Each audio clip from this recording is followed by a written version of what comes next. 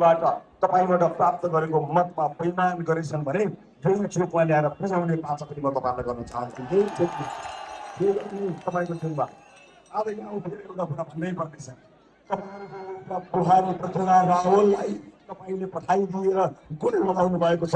नेतृत्व जोगाउनको निमित्त विशेष गरी मलाई सुरुदेखि आजसम्म प्रत्येक मुद्दा मामिला राजनीतिक विषय होस् जुनसुकै विषय होस् हर विषयमा खडा भएर अडिग भएर सघाएकी प्रतिभा म जेलमा त परेँ तर बाहिर बसेर पनि जेलमै बसे जसरी सघाएर नेतृत्व जोगाउने त्यो गुण प्रतिभा रावलले लगाएको छ।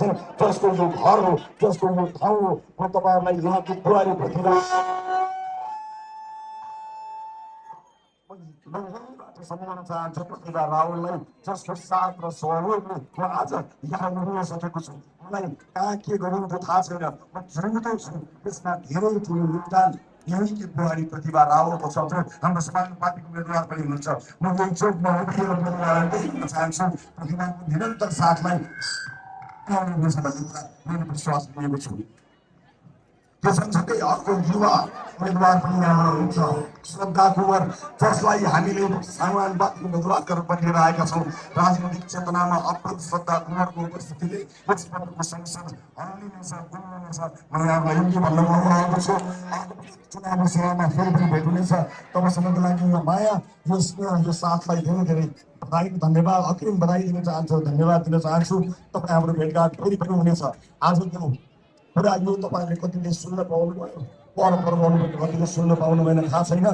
हामीले बोलेको आवाज सुनियो कि सुनिएन बुझ्यो कि बुझिएन थाहा छैन, तर तपाईँले हालेको भोट संसारले थाहा पाउनुपर्छ, संसारले देख्नुपर्छ। सबैभन्दा शक्तिशाली आवाज मतपत्रमा तपाईँले घन्टीमा हाल्नुभएको आवाज हो। यो आवाज अब टोलमा छिमेकमा मात्र होइन, यसपटक मतपत्रमा घन्टी बज्नेछ। मैले यति भन्दै यहाँबाट बिदा चाहन्छु। अरू ठाउँमा पनि पुग्ने कोसिस गर्नेछु। सबको जय होस्, जय देश, जय घन्टी।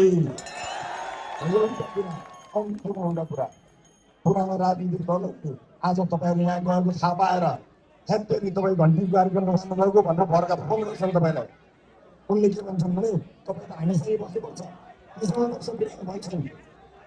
तपाईँले नभने तपाईँका अभिभावकलाई भन्ने छन्, उहाँहरूलाई तपाईँले भन्ने एउटा सिम्पल कुरा छ, म त तपाईँकै मान्छे हो भन्नुहोस्, म तपाईँकै मान्छे हो भन्नुहोस्।